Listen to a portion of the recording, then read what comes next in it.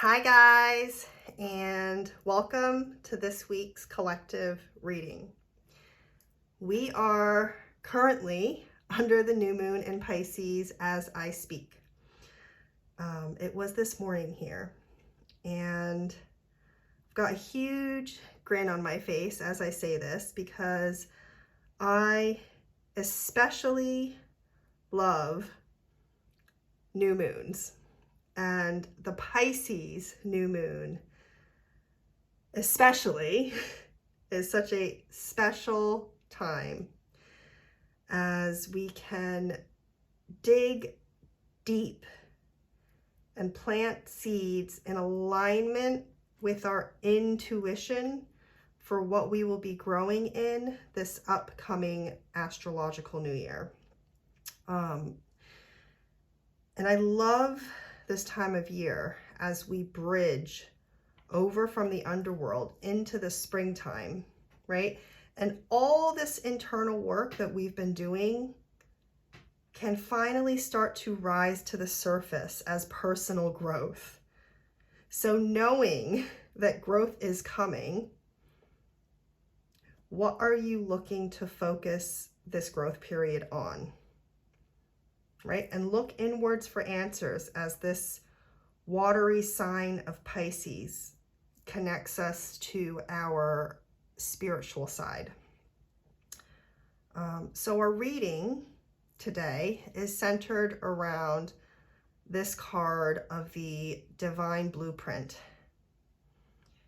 And this is smiling again, really big over here. This is really perfect as we have the Vesica Pisces depicted here surrounding this person, showcasing their toroidal sphere.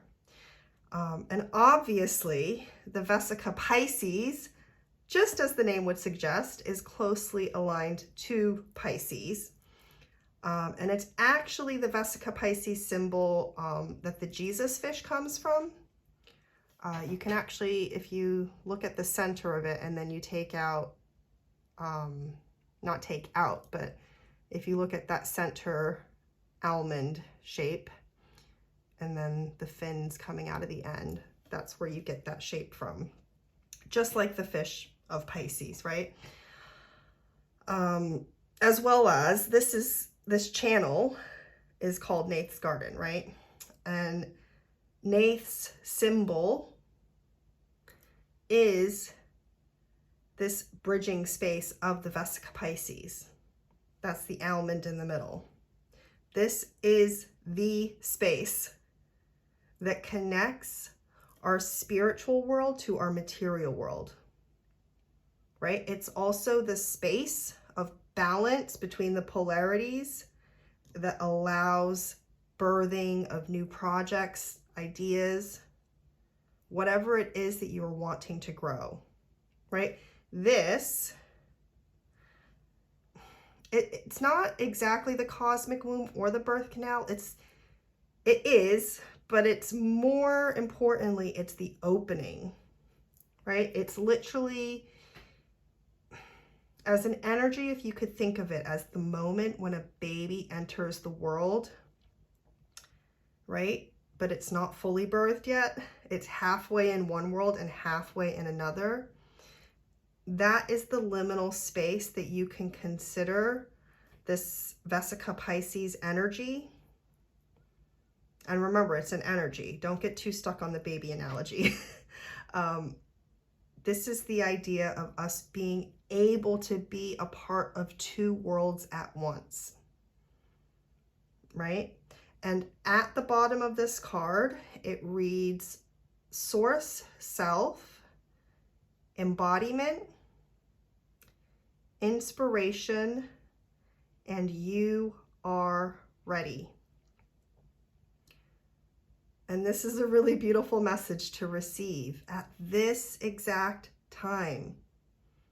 So as we are feeling this impulse of spring upon us, as we plant our seeds of intention in these absolute very last days of winter, knowing that these last days are bringing an energy of growth along with them, right? With this dance, with the waxing of the moon.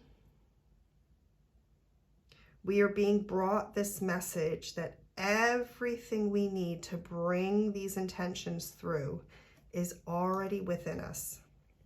So whatever you are trying to grow or wanting to grow, you already have the keys stored within you, within this blueprint. And all you need to do is go inwards, which is easier at this exact time, right? Under the influence of Pisces. So this is the time of year that is perfect for meditating on, right? And understanding what it is that you truly want to be creating at this time, right? This is the time of year that you're going to want to be doing that. And then the Star card coming out to clarify Divine Blueprint.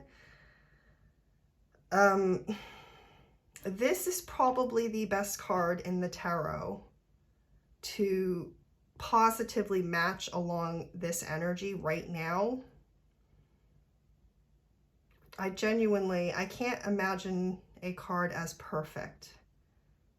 Maybe the World card, but yeah, no, something about the Star is a perfect match. I think especially as the Star itself is the human body in esoteric teachings, right? Such as Theosophy and Anthroposophy. All of these teachings of us being stars and having a star body, right? And this is being illustrated in this card exactly. I love a good synchronicity. So the Star card brings this message of balance, because the star, the shape of a star, is balanced, right? This is feeling centered, because the Star card, in the card, the lady pours her energies, right, into both her, I was going to say mental and emotional is one word, but that's exactly it. She's balanced. She's pouring into both her spiritual and her physical, right? She's putting energy in developing both. And because we are feeling balanced at this time, that frees up this mental and emotional space, right? With balance, you have less anxieties. And in this space, fresh ideas and creative projects are able to come through. So this is a very positive card in the tarot that allows us to feel hopeful, positive, and confident, which, yes, I am definitely happy to take that energy on, along with the planting of my seeds of intention, right? It's like we're being given a nod from our guides at this time, that if we look within and put our efforts into what we want to grow, that success will follow. And follow it will. As here, we've got the element of fire. And this, like it says on the card, is the energy of passion, enthusiasm, and creation. And symbolically, at this time, as we are in this growing energy that will bring us to spring, this is literally the flame or the spark of inspiration that has been brought forth by Bridget back in February at Imbolc, right? That spark is now ready to catch and burn and grow. So this is really telling us that if we can get quiet in our mind to receive the wisdom that already exists within us, that yes, it will catch. It will carry this energy of creative passion and enthusiasm. And the element of fire is in alignment with Aries, right? And this is the sign we will be entering right after the upcoming equinox, right? So this is really exciting because who doesn't love good, positive news for the future? And I really feel this energy carrying us through to harvest season in the fall, because this is what we are planting our seeds for, right? And it's funny because the normal star card is a lady depicted pouring water, but this one's almost like, she looks like she's planting seeds to me, right? But in a more ethereal way. I love that.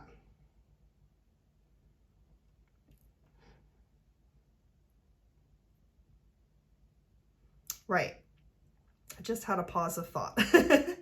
So this is the energy of Archangel Michael. And this is perfect because I feel like I just mentioned either last week or the week before in the collective reading, right? How Michael carries the scales of justice. So he really represents the possibilities of growth that come through when we find our balance as well, right? And this is just like the balance depicted in actually all the cards on the table. I was just going to say, like we spoke about in the Divine Blueprint card and in the Star card, but this energy of balance also carries into the Two of Pentacles, or crystals in this deck. We'll talk about her in a moment, but you can visually see how this card represents balance, right? So this Fire card is really about allowing yourself to get excited about what you are trying to manifest, right? This isn't a time to pretend like you don't really care, right? This is something I see a lot of people do when they want something. They tell themselves it's not really important, and it's like an attempt to protect themselves in the event that it doesn't happen. But the problem is that in doing that, they're increasing the chance of this disappointing result, right? Because when you don't allow yourself to be excited, because when you believe that something can't happen for you, right, you don't put in the work and effort. But when you do allow yourself to be excited, when you do allow yourself to believe, you start to put the work and the effort in. So let yourself feel passionate, right? And in these throes of passion, put your energy into this project or whatever it is, right? Of course, with passion and enthusiasm, but always remembering balance. You don't want to become so passionate that you end up burning the candle at both ends, right? With this creative time of growth, you do want to also draw firm boundaries. And actually, I've just had something come through for me personally the past week. I think it was a week, like literally a week ago. And this was Goddess Satis, who really embodies the star energy. As the Egyptians aligned Satis with the star of Sirius, which was a very, very important star for them, right? As both Sirius is the brightest star in the night sky, as well as her rising in the night sky was associated with the annual flooding of the Nile, which was a very important time of year, right? As the flooding was what allowed them to have an abundant harvest later on. So that story in itself is in perfect alignment with this reading, right? But I bring up Goddess Satis, who is not the same as, but she was later absorbed by Sopdet or Sothis and then Isis. But Satis specifically was known as a goddess of borders or boundaries. So this is this energy of starting something new, but creating healthy boundaries that are satisfying to you. So don't let this passion overcome you, right? We want the fires to catch, but we don't want them to take over. So you want to create firm boundaries around these fires, right? Because we want to be in control of the fire, right? Fires can very easily take over. This is something you want to keep in mind when working with this element. And this reminder for balance is magnified here with the Two of Crystals, right? Which I mentioned earlier is the Pentacles energy of this deck, or the element of Earth. So here we've got the fire being kept in control with this balanced Earth energy. So this card really highlights how important keeping balance despite your enthusiasm is for long-term health. So you need to be able to be excited, but you also can't go all in, right? Don't let your passions take over the rest of your life. Sometimes you can lose sight of the true goal when the growth is abundant, right? It's so easy to get lost in growth and think that it's the only thing that's important, right? It can be really easy to let the ego take over in these moments. And this is a key concept to remember from this reading, as this is something you might find yourself dealing with a month or two from now. If things are growing so fast that you feel like you've lost control, this is where you need to sit with the energy of Satis. And she was also seen as a warrior goddess, closely associated with Neith, by the way. Just a slightly different angle of that energy. And she helps hold these boundaries that protect yourself. So if you ever aren't sure how to draw healthy boundaries, Satis is a beautiful energy to tap into. And if Egyptian deities aren't your thing, absolutely, working with Archangel Michael is abundantly appropriate, right? As he helps us align with our highest self and battle any inner demons that come through so that we are in control and balanced.